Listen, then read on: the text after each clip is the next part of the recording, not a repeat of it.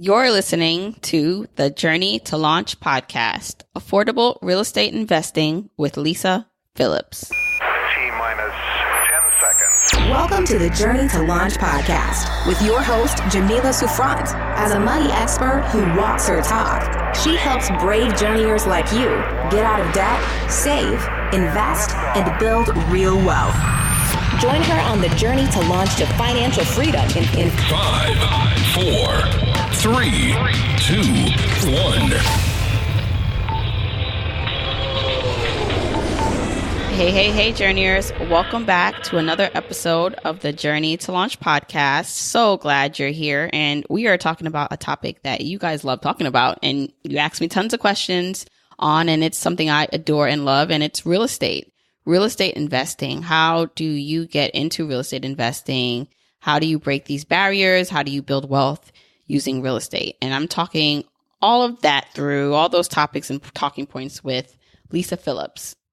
Lisa Phillips bounced back from foreclosure and losing her job to become a real estate investor. And now she's teaching the everyday person like you and myself how to invest, how to find and invest in rental properties that cost less than $50,000. Like where do they do that? We're going to talk more about that in the episode.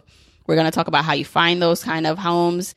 How do you invest where you don't live? So if you live in a high cost of area living like myself, New York City, where do you find homes like that? How do you start investing when you feel like there's a barrier to entry because of price? We're going to talk about all the things.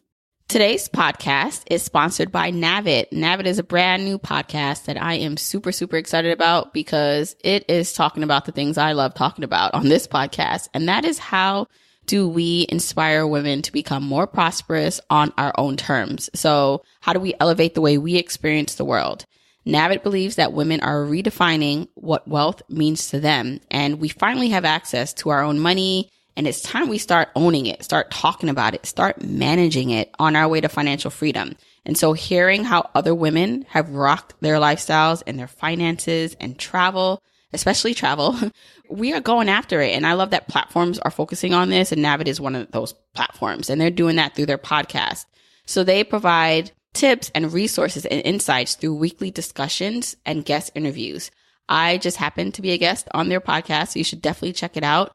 You can also listen to the podcast wherever you listen to this podcast. Navid is also a money management app that speaks to the feminine experience. And I appreciate when companies particularly take time to talk to us when it's made by us, because it just resonates a bit differently and really uniquely. And so I want you to check out not only the podcast, but their app, because you're able to set up tangible saving goals to meet your lifestyle priorities.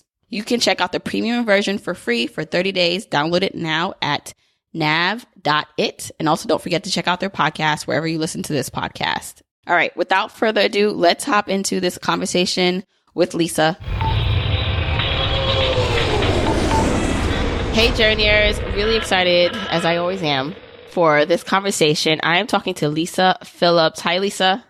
Hi, Jamila. So happy to be here. Yeah, and let me tell you why I'm excited to talk to you, because you are an expert. Your expertise, your thing is real estate investing, and journeyers are always asking me. That's my people. That's who listen to the podcast, who are on this journey. They want to understand. They want to know more about real estate, how to invest. And what I really, really love about you is, one, you just have a personal story that I think is just amazing, and then also, you teach people how to invest in real estate like at an affordable price. Yes. I know people are like, what? So we're going to get into all of that. But first off, thanks for joining us today. And I want to just start with your love for real estate, how that came about. Because I also have a love for real estate. And for me, that was coming to this country without much and seeing my grandmother and mom work hard. And my grandmother bought something without even knowing like it was a big deal. And she bought something.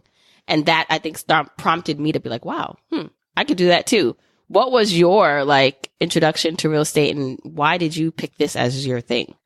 Okay. So first I want to say thank you so much for having me. This has been like a dream to be on this podcast. I love your guests. They're very empowering. It's all about the bigger purpose, not just money, but freedom and what that means. And that's just so in alignment with what, I try to promote. So thank you so much for having me. And as far as how I started, I always loved houses. There's a lot of us out there that just have this housing bug. Having a home and shelter is one of like our basic needs. And there's a love affair both men and women have with it. So just buying a house on its own to live in for myself, to decorate, to make a home is just in my blood. And there's many of us out there because when I talk to investors, we always sort of gloss over how like we love transforming a house into a home. So it starts at that basic bug, right? But there's a little bit of a roundabout story how I got to an investor. I was in the Las Vegas housing market in 2006. I had just graduated college and I lived in Vegas my whole life. And all of a sudden, from like 2000 to 2006, you just saw prices raise and it was all these Californians moving in and raising the prices. And so at that time, because I didn't know any better, I was like, this is just going to go to the moon forever. I'm pretty sure soon we're going to have $1 million houses. So I bought my own as a primary residence. And within like a year, I had gotten laid off and it was the start of the housing market. So I bought at the top in 2006, at the very top before the crash. And so that got me started in purchasing a house, but it also got me started in understanding mathematics around houses and economics a little bit better. And I learned so much because I had to, when I got laid off and I still couldn't afford it, I had to move across country.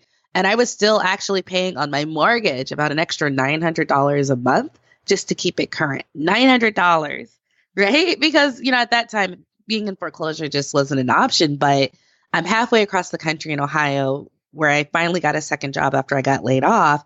And that's the first clue of, okay, never purchase a house where the rents are less than what your mortgage is. Lesson number one to be learned the hard way. And then other lessons came about that, about investing. Okay. So, it seems like you really you had a rough time at that point. So you got laid off. What was your job? I was a IBM consultant. So I was in sales, technical sales. So, flying around a little bit around the country, new, fresh out of college, eager. So that's what I was doing. Mm-hmm. And so you got laid off, the recession, like a lot of things are happening. You had to move across country, you said, and you did find another job. So how did you bounce back? Because, now you are so knowledgeable in this. Like, how did you bounce back to even just start your process of like learning and investing to where you are today? Right. And well, what happened was one of those things where it can take you down or you can learn from it and become just better and stronger and wiser from. And it was definitely that. So some of what I say is going to be like lesson number 2, lesson number 3. Okay. So I'm halfway across the country. I'm paying $900 a month. Like, oh, don't ever do this. But I'm like, a foreclosure. I don't want a foreclosure. And then I'm at the other job for like a year and a half before I got laid off again. And right before I got laid off, I didn't really like where I was. I was in Dayton, Ohio, and coming from Las Vegas, it was a bit of a transition. So I found this place called Columbus, Ohio, an hour away. And I was like, I like this place way better. I'm just going to go there on the weekends. And in Ohio was where I found out that there were houses that cost $30,000, like in good neighborhoods, right? And so I just didn't know that, but it was that cross-country move that helped me figure it out. And there were a lot of stereotypes about the neighborhoods that they were in, but I walked and I was like, this neighborhood's fine. It's better than the one I grew up in, right? So it's all about perspective in that. And so I had purchased a condo for $35,000 in like a B plus. It's like a really nice neighborhood. And I was like, yeah, y'all are tripping. I'm never buying houses that cost more than this ever again. And then I had gotten laid off like maybe 2 weeks after I purchased that condo. And here's the difference. This time when I got laid off, I have a condo where my monthly mortgage and expenses are like $350, right? So unemployment can take care of that. And it was just lesson number 2, always get housing that you can really afford and don't overlook the less expensive ones based off other people's stereotypes. Go and see it for yourself. You cannot take other people's thoughts about what a neighborhood is like. You really just need to go see it and see what your comfort level is. And so I had to let the house in Vegas go. And my mindset was, I tried to call and see if they could work with me because, this is 2009 by this point, which it was getting dirty and messy. People were living in tents. It was just a really bad time in like modern history for a lot of people and the job loss. And so I couldn't get hired no matter how many hundreds of, resumes I sent out online. I just couldn't get hired in Ohio. But I was okay because I had low cost housing. It was for $35,000. And even though I let the other houses go, I said I have 7 years. 7 years before it falls off. That's 7 years for me to build and save up. And I refuse to give up on this dream. But that in itself sort of changed everything. Just okay, if I don't want to give up that 7 years, well, what if I make 70,000 a year, I save half my salary, and I just buy one house a year, one house every 2 years. And that might sound extreme, but when you're single, if you want to, you can be, I think, a relatively good saver. I think it's when you become a couple or a family, it might get more challenging. But just when you're just one person alone, you can choose the apartment, you can choose how much you save, you can choose how much you go out, and it's just your choice. Like, that was doable in my head. And I was like, all right, this is what I'm going to do. And by the time this falls off my foreclosures, I'm going to have, 3 or 4 houses. Like, I'm not letting this stop me. And so that sort of became more strategic about, well, how do I find more of these $35,000 houses? And I had went out to DC, where I finally got a job after about 7 months of searching in the market. But during that condo time, towards the end of it, I got a roommate, and her $650 rent paid for my mortgage, and it paid expenses. And so I just fell in love with the idea of low cost housing as being so much more affordable, and the neighborhoods can be very decent depending on where you are in the country. So when I finally went out to DC, I was like, I want another $30,000 house. I started looking around, and I found them. And the thing is, you just have to travel to get there. And I guess I got really comfortable with traveling an hour up to, say, Baltimore, hour and a half down to Richmond. And I found these other areas, and this was in about 6-7 years ago, and just started building the portfolio that way with the cash I had on hand and coming up with some creative financing techniques, because I didn't have a sack of money behind me. The people I generally work with, the majority are first generational wealth. The majority are Black professionals who go into lower income neighborhoods. And most of the ones I work with, the people who are attracted to what I'm saying, are people like me who came from these areas, but who sort of made it and adapted out of it, but also would like to be able to afford some real estate for financial freedom one day. And so a lot of that is a shared story from across the country. It does not matter. I have people from California, New York, DC, places that are really expensive, but they have that shared story where they did grow up in a certain circumstances, but now they want to go from survive to thrive. So I just started doing it and finding, regardless of where you're at in the country, we can find these spots and locations. Okay, I have to jump in here. So, because that's a lot. You went from foreclosure to you bought, now you have a portfolio. So I want to dive deeper into that, because as you were talking, I'm thinking about just how technically you were able to do that. So you foreclosed on the home in Vegas, but you realize now, first in Ohio, that, wow, I can buy this condo for cheaper than elsewhere. The rent that it cost me to keep this up, even though you lost your job again, you can afford it. And so it kind of just that seed was planted where you realize this is here's another way. So my question to you was, at that point, you just knew that for the next 7 years, you couldn't probably get approved for a mortgage due to the bankruptcy. So you were just intending on saving the money to buy stuff in cash. Is that correct? Yeah, that was the intention. Things changed. I was a little bit younger then, so. Okay. So yeah, things did change, but that was the intention. Yeah, let's just do this. I'll live frugally. I know how to do it. And especially during that recession and the foreclosure, I got really good at watching Till Debt Do Us Part, going on money blogs. So I got really financially frugal during that time by force. But I was in a mindset that, yeah, this is possible.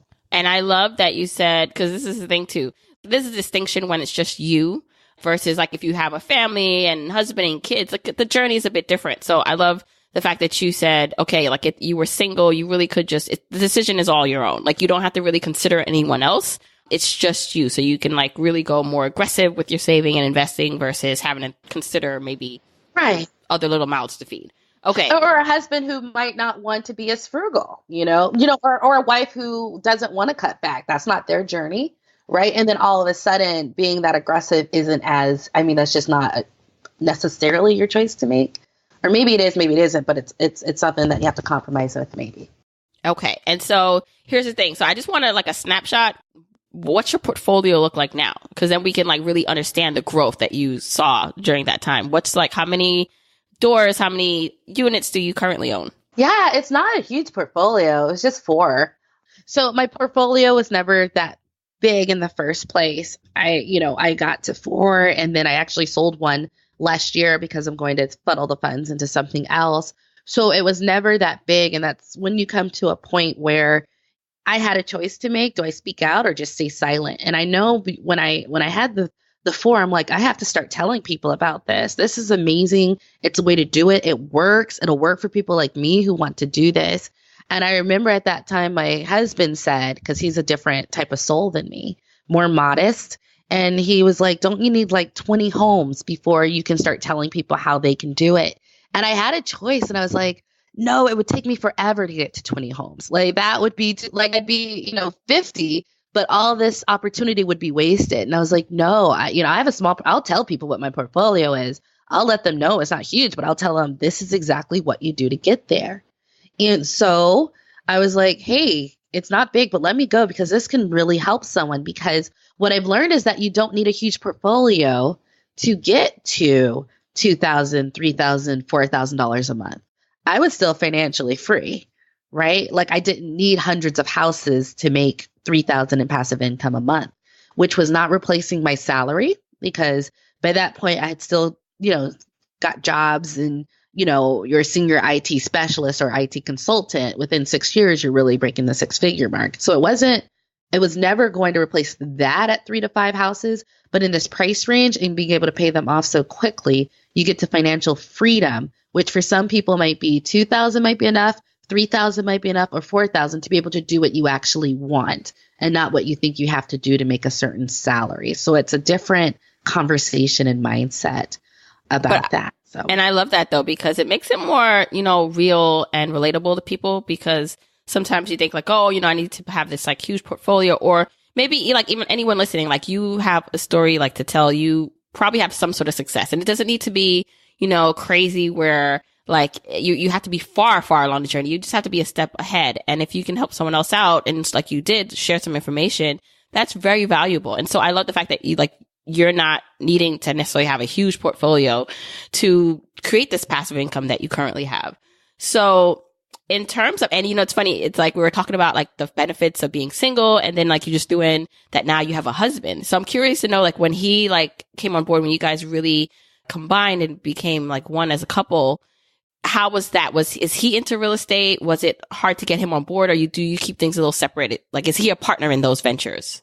One of them, yes. The others, he was sort of like swept along in my fervor. He wasn't quite sure this would work, but he was down to help me out. So I know the first property was in Baltimore, and I was like, yeah, we're just going to go up there on the weekends. We're just going to fix this thing up. Now, in my head, because I was a new investor, it was going to be 3 weeks. In reality, it took like 11 months. We went up there every weekend. So it was like 3 months of Saturdays, but it took 11 months because we just go up there on like one Saturday a week. So that's a newbie mistake you make, but hey, we get past it, we grow, we get better. So at first he was just there, and he just helped out in all the things. And I always like to say, if you renovate a house with a man who might be your husband, and you can get through all the fights that you're going to have in renovating a house with all the economic decision, interior decorating decisions, and, and like get through that, that's a man you can marry, because it gets messy in there when you have economic concerns, but then you have quality concerns, and it's just you two, and you both don't know as much as you'd like, and you're making these executive decisions, but you both are entering into the unknown. So that's a very interesting place we were. And then the next property I bought after him, I did it all on my own because he was in Afghanistan as a contractor for a year, and that's when I did it.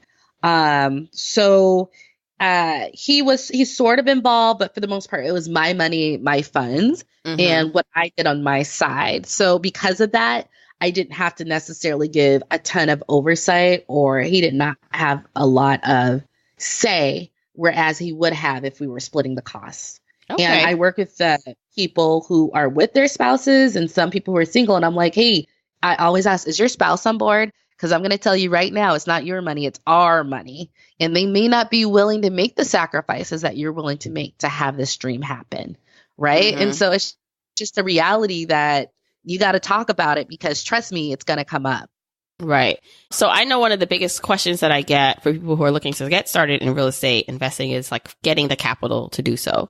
So how does one do that? How does one, like, where do they look for sources of capital? How is it that they can like start funding their real estate investing dreams? Yeah, and if you want to get specific about real estate investing, we can go for that as well. So as far as the capital, I usually choose houses that are $30,000 to $50,000, regardless of where you're at. So if you're in California, we look in the Midwest. If you're in the Northeast, like New York, we look in the Northeast areas that have those markets. And when you're looking at houses that are $30,000 to $50,000, if you get a mortgage on them, for a $35,000 property, that's about 7,000, 20% down. So for a $50,000 house, that's $10,000 down.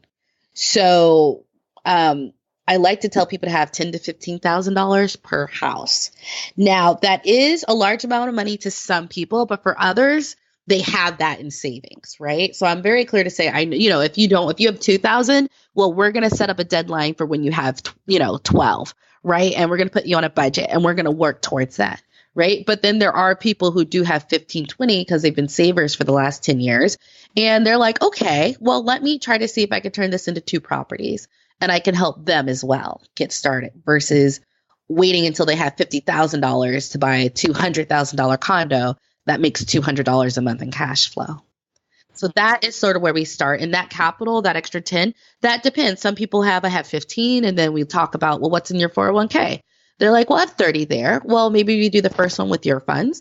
And then for the second property, we withdraw maybe 10 to 15K. You'll have to take a penalty or you can get a loan. And then that'll be the second property. And then we just start mapping it out with all the resources a lot of people don't realize they have. But I like to tell them we do it incrementally. Like, I'm not taking all of your money out of your 401k. We're taking a set amount that we agree on that you're comfortable with to put to something that will make you money each month. Not towards something frivolous, not towards something that doesn't pay you back, but specifically something that the entire intention is to build wealth for you or build passive income. And so we just start looking at different resources people have. And here's another point I like to make. For some people, it might take them 2 years to save up $12,000. Okay. And I've worked with them. And for other people, it might take them 6 months, some people a year. That's okay. You shouldn't judge yourself on someone else's financial journey. You are you. You have a family, you have obligations. If you don't have as much as I do now, that's okay. When do we hit that mark so you can get started? So for some people, getting that sort of capital each time to put down on a house, maybe in 4 or 5 years, they have enough money to hit like, oh, I'm at 2,000 in cash flow, maybe 3,000 in cash flow. And other people just have more money up front when they get to me. And maybe it takes them 2.5 years. But I always make a point of this because some people feel bad about their money finances. And I'm like, don't feel bad. Let's just make a goal. That's all we're going to do. You can't judge yourself. I have clients who are like, yeah, I sold a townhouse in New York for $800,000. I wish I did that. That's not my story. There's no envy there. There's like, okay, this is what you have. This is what you can do. This is what you have, which may be more modest. And let's just go with, okay, 1 house a year for you, 2 houses a year for you. Right. And we just base it off their income, and everyone's different. You can be a teacher who may be a little bit slower and accumulating those funds. And you might be a doctor I've worked with who can get it a lot faster. But that's okay. You're on a 2-year journey. You're on a 5. And we just go from there. Does that make sense? No, that makes total sense. Okay. So there's a couple of things you mentioned I want to dive deeper in.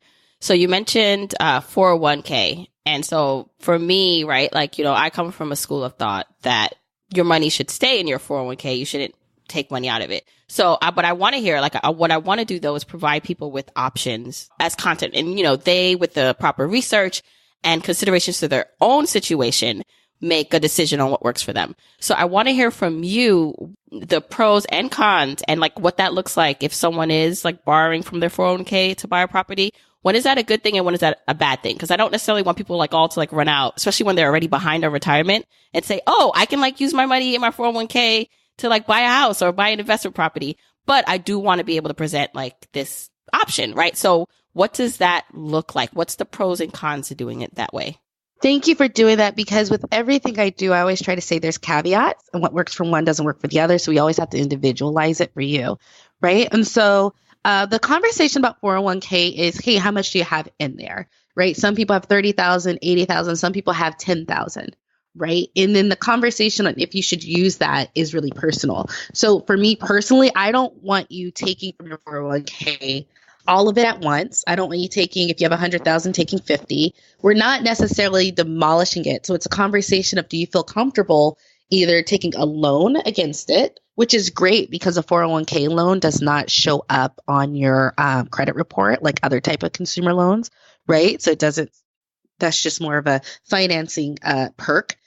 And it's about how much money do you have in savings. So if they have 18,000 saved and $30,000 in their 401k, to me, that's a little bit steadier position because with you having a saving, it shows that you make the income to be able to build that savings up again within your personal funds, as well as be able to sustain. If you do take this money out, you can pay it back in your 401k. So it's a delicate conversation of how much do you feel comfortable with? Now, you do take penalties and you do have to claim it as income. Now, usually during renovations, there are going to be expenses. So some of that penalty that got attached to your total tax bill goes away when you start adding up all the expenses you incurred, placing your rental property in service, right? And so that's a conversation as well, because if those penalties are really, $1,500 for $15,000 for withdrawing, well, then taking a loan is always an option as well.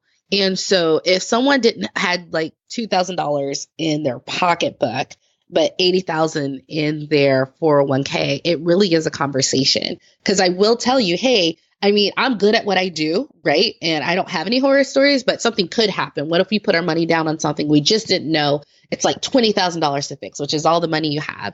I say, hey, it is putting this money at risk, not at risk because you don't know what you're doing, just because on the off chance that we put it down on something, and throughout all of our due diligence, throughout all the inspections, throughout us looking at it, me looking at it, everyone looking at it, we miss something, it could possibly be at risk. And then a conversation. What does that mean if your, $80,000 portfolio is down by 15 and it goes bad? What does it mean if it's your 30,000 and we take 15 out and something goes horribly wrong? So it's just a conversation on how comfortable they are with the risk that is inherent in purchasing a property where you don't know exactly what's behind the scenes and going from there.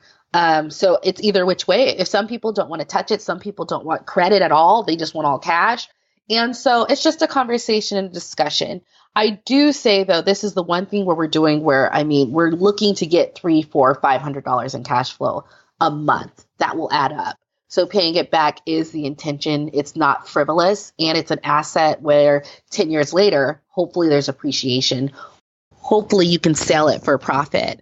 So it's not, so yes, it is at risk, but it is a risk that people are usually willing to take because it's just such a specific, we're trying to get this to generate cash for us type mentality that they're usually okay with it. And so that's just individual. I do ask them about it. I do tell them, sort of not necessarily the pros and cons, but, these are the results. These are what my clients typically do. They either take the hit or they do a loan. It's your choice, but are you comfortable with that? And I like to say we're only doing 10, 15K at a time, not your whole portfolio. And I do that on purpose so you can get one under your belt, see if you like it. Did this feel comfortable? Did you feel that you were overstretching? Does this feel, before we go and maybe you do that again, or if you pull back. So that's how I preface it. All right. I appreciate that perspective. But I must say, as you're talking, I'm just I just don't want people going out in their head and just thinking now I can, take this money and do this. What we're talking about here is, Lisa, obviously you have an expertise in this. You're talking about really it's an individual process for people. It's not just a one size fits all. So I just want to caveat that because I personally don't agree with taking out money from a retirement account. I'd rather the person, if I'm working with someone, I'd rather them save that money up, on their own, because I think part of that too is just that fiscal responsibility, understanding what it takes to build that up. That's a muscle to build up. So to go the other way, again, I'm not saying, I know that this worked for you and it worked for some of your clients. Can I tell you just one story too? Yeah. There's a difference in age as well. When I work with people who are 55 and they're facing retirement with their 401k, they're much more willing to do it because they're right there at the specter. It's not a 30-year thing in the future. They're like, look, I'm retiring in 10 years. I'm going to be 65.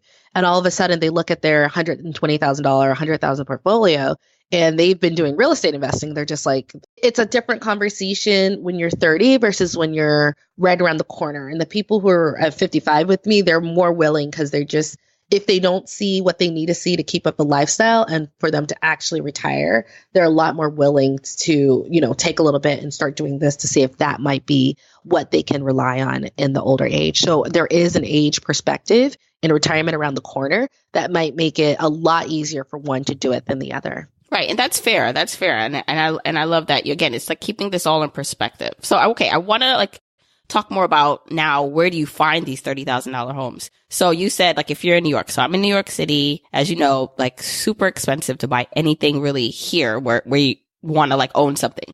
So where does one look for these homes or these investment properties in these price ranges? And I guess before we get to that, there's a distinction here between investment properties. So you're not living in it. You're just strictly going to invest. And then the distinction of then buying a owner occupied home.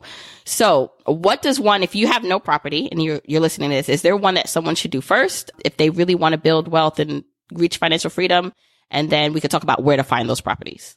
That's a good question because I get it a lot. Right? They're like, Lisa, should I buy an investment or this? Because, they want to end the rat race, but they also want their own home. Right? So I'm starting to laugh a little bit because it's a common question. And all I do is tell them the story of my clients and what we've done. And so when I was living in Arlington, Virginia, I had, a really nice house in Richmond, a house in Baltimore, a house in Ohio. Right. And they were all really nice because I fixed them up very decently. And I was living in a crappy apartment in Arlington, Virginia, because in Arlington, Virginia, right outside of DC, it would have been $500,000 for a house at that time. Now it's $700,000. And so by the time it would take for me to get my own house, I wouldn't be able to get other rental properties. Right. And so in that case, if you live in an area where you can't own your own home, then having a portfolio of income that you can rely on each year that adds to your own income as it ages is an amazing thing. And my clients who usually also make the choice to invest first versus house first, they're usually facing something. I work with people who are we all are losing our jobs in 6 months. I want to have some income coming in for when that happens. And usually they're not trying to get their own place. They're trying to get the income to support it. So your circumstances can lead you to do one versus the others. And then outside of that, it's your choice. If you're in a place where you can actually get affordable housing that doesn't cost too much and doesn't make it so expensive where you can't get other investment property, then do it. And some people live in very high expensive areas and other people live in Indianapolis where you can get a nice home for $100,000, maybe get a $700, $800 mortgage, and they can still afford, a few $40,000 houses without their debt to income being sky high. Right. So I just like to give you that story to give you perspective of who usually does it first, who usually gets the investment first versus owner occupant and things to keep in mind. And at the end, so it's never a yes or no with me. It's always your individual choice. But let me show you some examples of when people were urged to versus when they weren't. Okay. And then when it comes to now looking, right, for property, where do you find these properties? Let's talk about the areas and locations. Yeah, I do have a big enough following where if I say a market, it can get tapped out within a week, right? I have 47,000 investors who are what's this new spot? So I usually don't get specific, but on my open platforms, I usually save that for my clients. But what I will say is that we look at you individually, and first thing to need to know is the kind of cash flow you can expect will change depending on what part of the country you're in. So if you're in the South, you can't necessarily, expecting $800 in cash flow is just not possible. Right? The places that get the most cash flow. So if you buy a house, after all your expenses, your cash flow is what's left. The place with the most cash flow is in the Northeast. It's Pennsylvania, it's Delaware, it's Maryland. It's places where the rents are high, but you can still find these spots with the lower priced properties. The Midwest is in mid tier on the cash flow. They have higher rents than the South because the cost of living is slightly higher. But it doesn't, it's not as high as in the more urban areas that just have more population, which causes that price increase in the Northeast. So the Midwest is there. And then the South will have the least amount. And the reason I say this first is because if you're coming to me and you're in the South, I just need to get your head on straight about what to expect. You might find a $30,000 house that's in great condition, but rents are $700. Whereas that same, $30,000 house in some part of Ohio can get you $900, right? And it can be a pretty significant jump in that monthly rent. And I say this first because I have clients from all over and I want them to just be real clear about what their expectations should be. And this just comes from 6 years of experience doing this every day. You know what part of the regions will yield what. So that's the first part. Get your head straight on what to expect. So if you're in California and you want to go to the Northeast to get the most cash flow, great. That's where it's at. And be prepared to fly the extra hour or two past the Midwest to get to an East Coast destination. And so if you're in the South and you want, so Northeast, if you're in the North, so it's just something to wrap around. Now, secondly, where they're at. So if you're in New York, generally they usually stay in the Northeast. So the Pennsylvania, Delaware, Maryland. If they're in the Southeast, Mid-Atlantic, maybe North Carolina, South Carolina, they can usually stay within their state, but they'll have to travel outside the major cities. And my Californians and Texans, in which I work with a lot, because I work with a lot of people who make really good income, but affording a house with that income just isn't really possible without an extreme amount of overhead. They usually fly to the Midwest. And then from there, it's just a systematic method I've created of looking at where do you fly into, where can you drive to, what is the inventory, and what are the kind of homes that you actually want to work with. Some people want houses that at $45K, they don't need any work. And okay, where is that in relation to you? Is that really hard to get to? Can you fly to it easily? Can you drive to it easily? Is it worth it? And then there might be some properties that might be easier for them to get to, but it might require $10,000, $15,000 worth of rehab. So yeah, it's 45. It might need 15 and be all in for 60, but I don't have to drive an extra hour to get to the other market. And so that is when the individualization comes in, because we'll sit down and look at, how much free time do you have? How much availability do you have to be going after these really awesome gems, the ones that maybe you have to hope to get to, but are really worth it.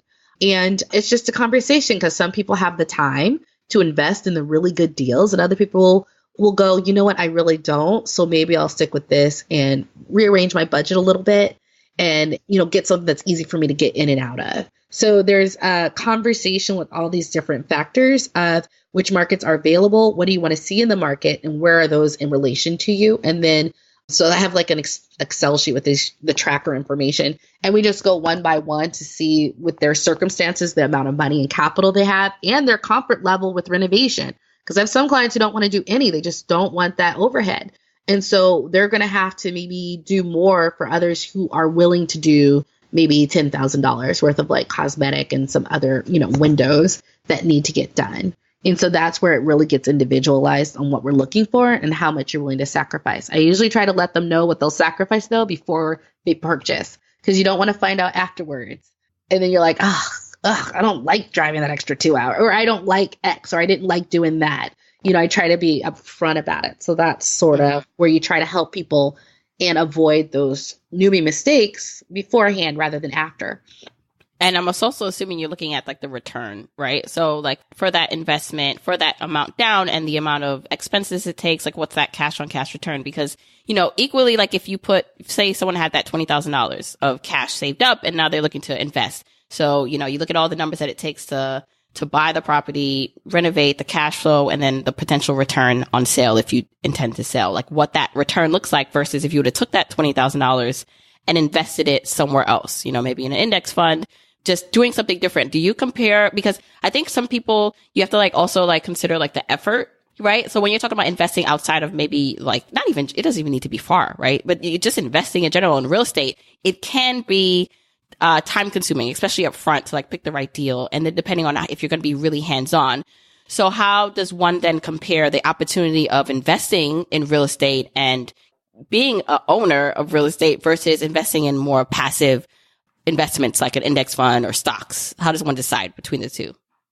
All right. There's a couple nuggets in there to delve into. So usually by the time that they get to me and they're looking at real estate investing, they've already decided that they've done enough with stocks. They've done enough with investing in the stock market and other more passive items, and they want the bigger returns that you can get with real estate. So usually they've already made that decision by the time they look for the information, right?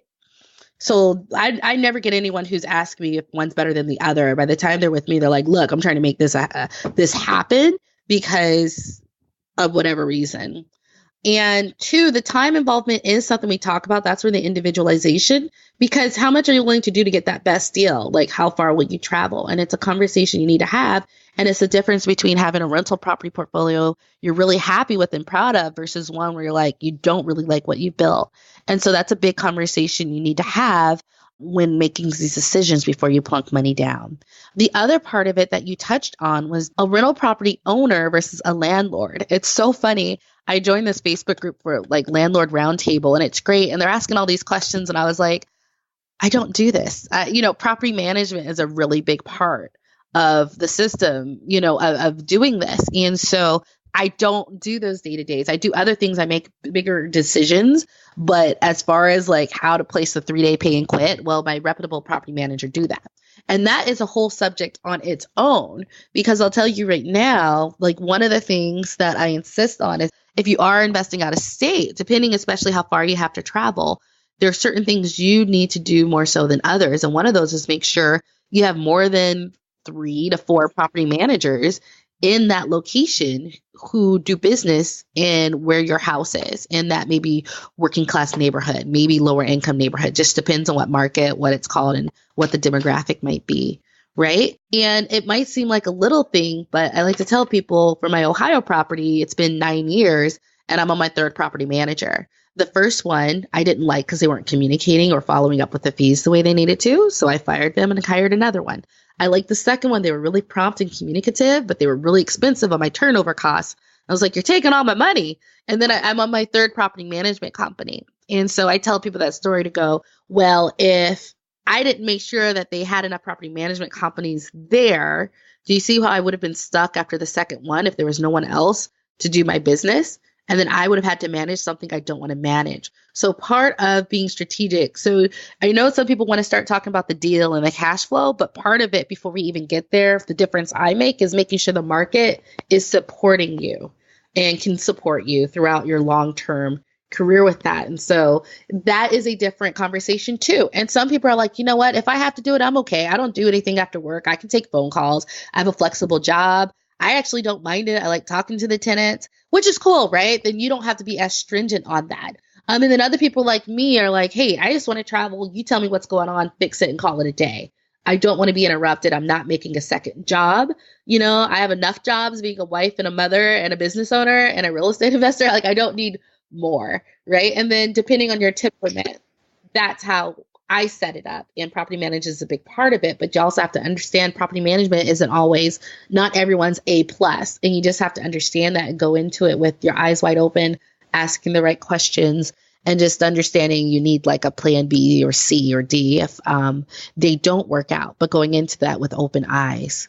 So that leads me to my next question. Actually, it's a really good lead in. It's one of the things that stops people, right? So they realize that maybe they can't invest immediately where they are because it's expensive. Yeah. And they need to go further out, whether that's 30 minutes further out, an hour, a flight, like they need to go further than what they're comfortable with. How does one get comfortable with that? Because I feel like that's the biggest barrier, because the price points or the deals that would work for someone is out there. It's just not maybe where they're comfortable.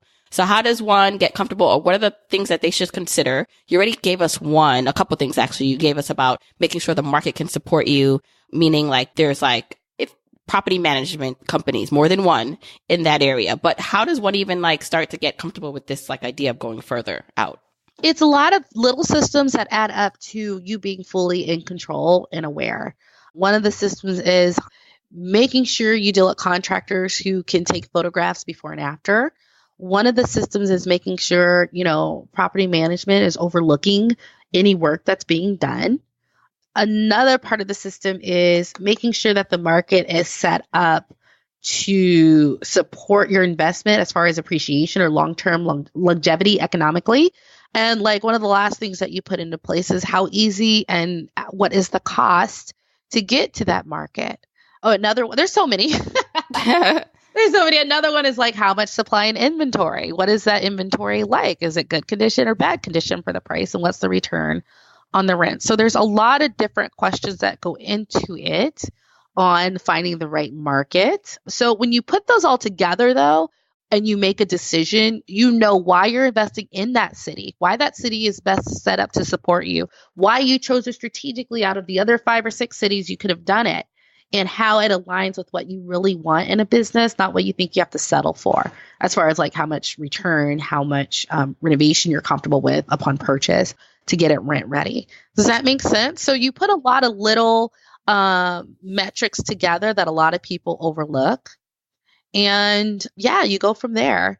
And then outside of that, it's a lot of people want the low price houses, but they're scared to sometimes go in a neighborhood with like, just to be honest, they want the low price house, but they don't want like any minorities. And it's just like, I do find that, hey, like get what you get and understand who you're talking to. Like, I don't just say go buy in these houses. I always put a lot of, you should be thoughtful and culturally aware of the neighborhood you're going into. And some of these places, they're the last affordable places people could live.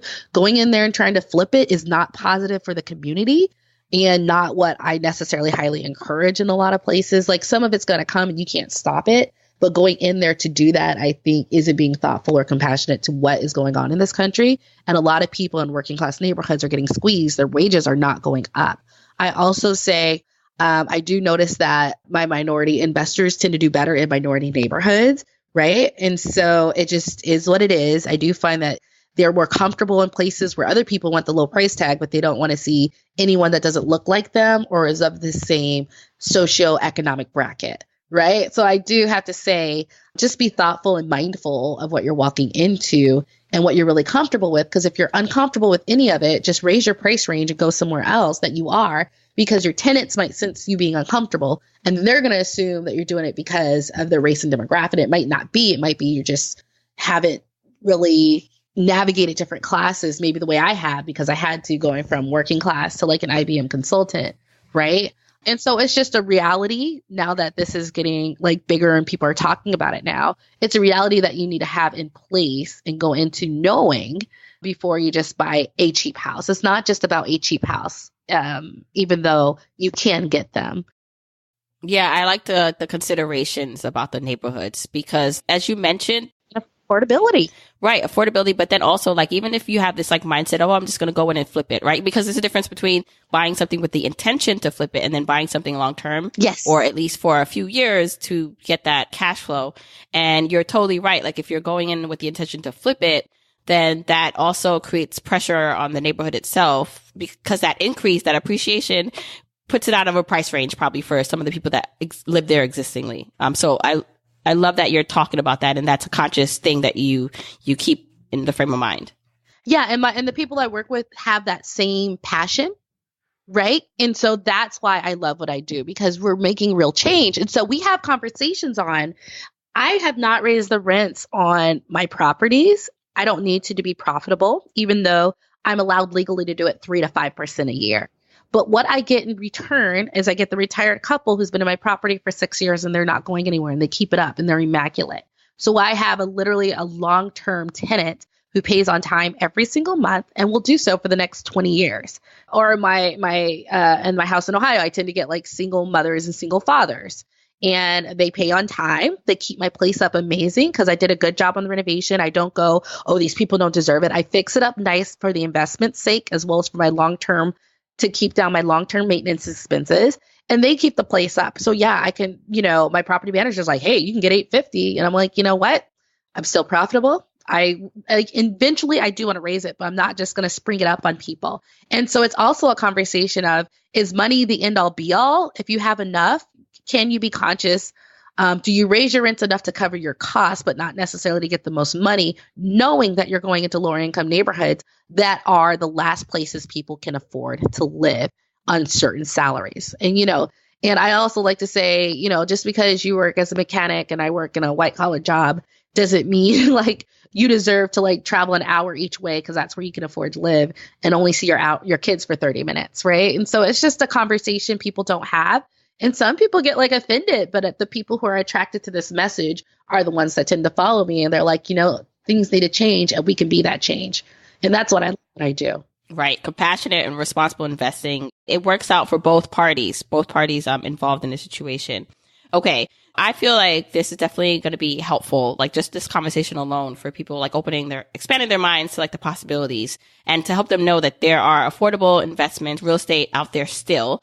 And, one of the questions, it's funny that comes up, and I know like no one can predict this, right? Like no one can predict when the next, well, let's not say if, the next real estate like kind of bubble or collapse or whatever you want to call it, right? Sometimes you can. Sometimes you can. Sometimes there are a lot of indicators and, history repeats itself. So is there ever a time in which you feel like, be cautious? All right, it's not a good time to buy. Like, I know that's going to differentiate between like region, and there's a lot of factors that go into it. But what are your overall general thoughts on the market itself, the real estate market in general?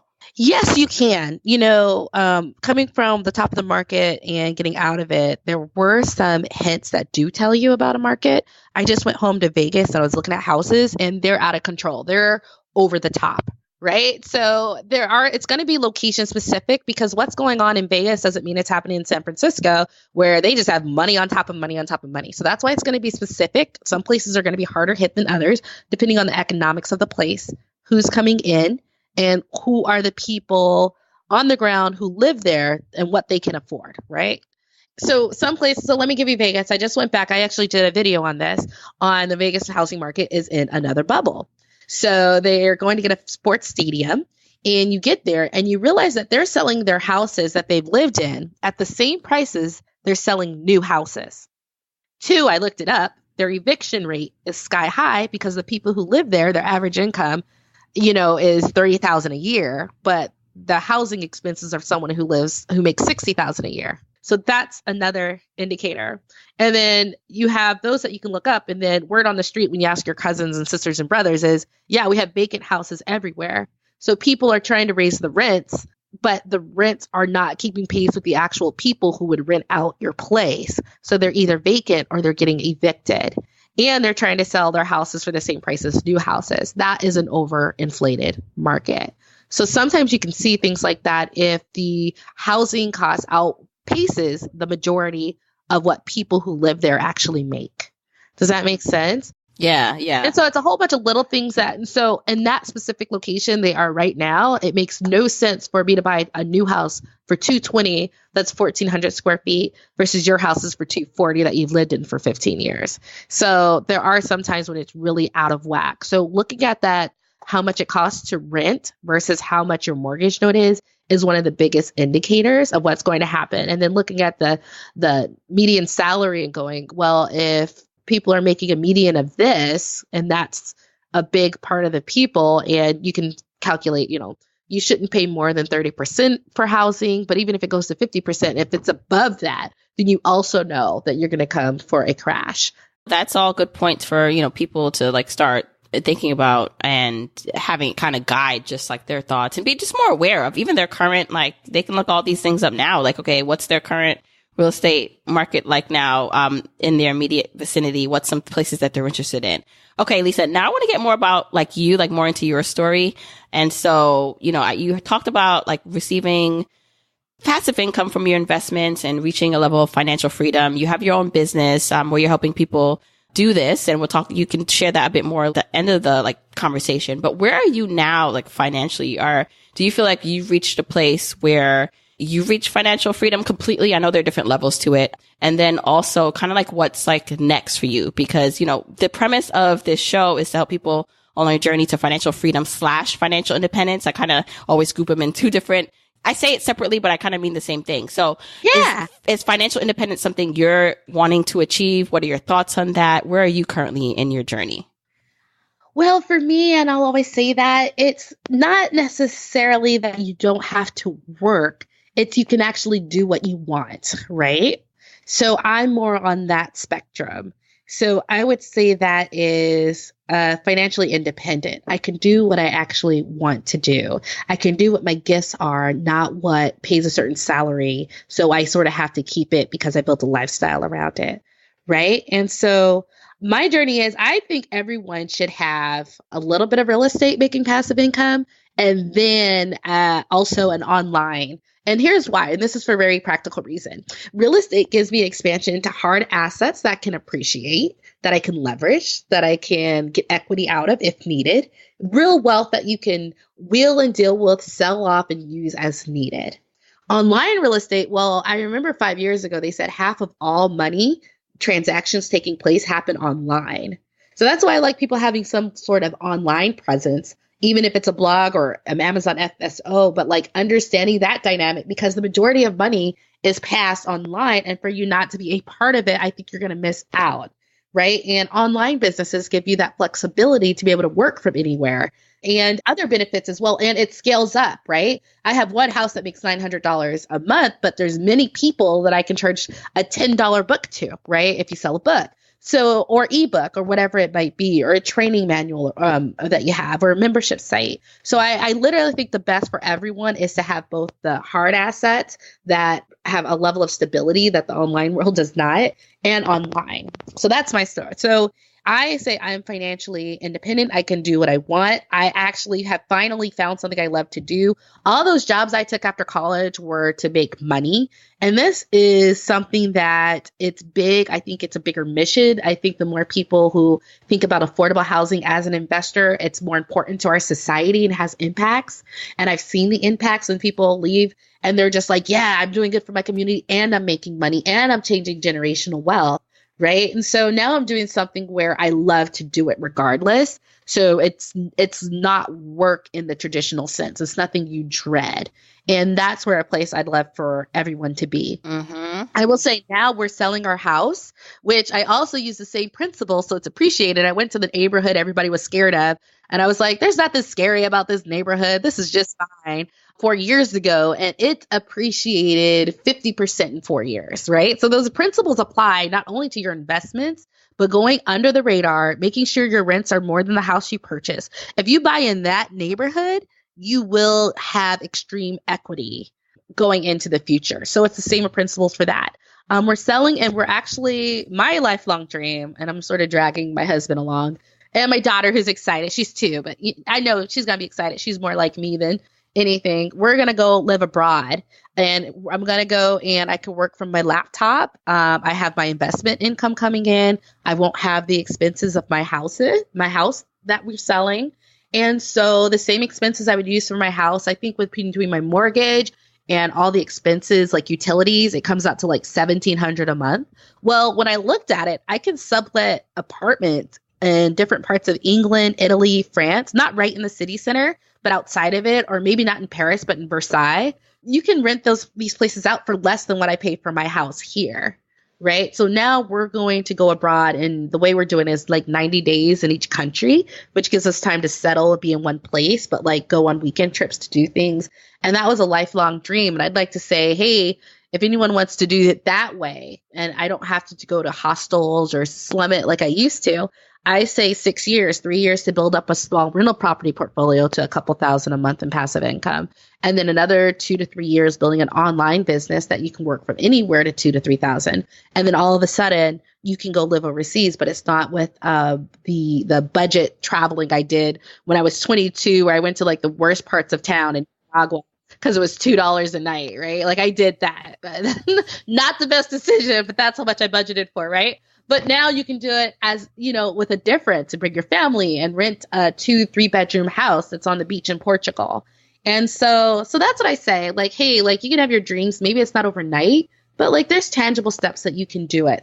So I'm happy. Like I'm helping people. I'm spreading a culture of responsible investing that I think is extremely important for people to not only say, but stand strong in. And when they talk to other people, stand strong and say those things and start that conversation. I think that's the biggest part of like what I do when I help people build this. You can have what you want.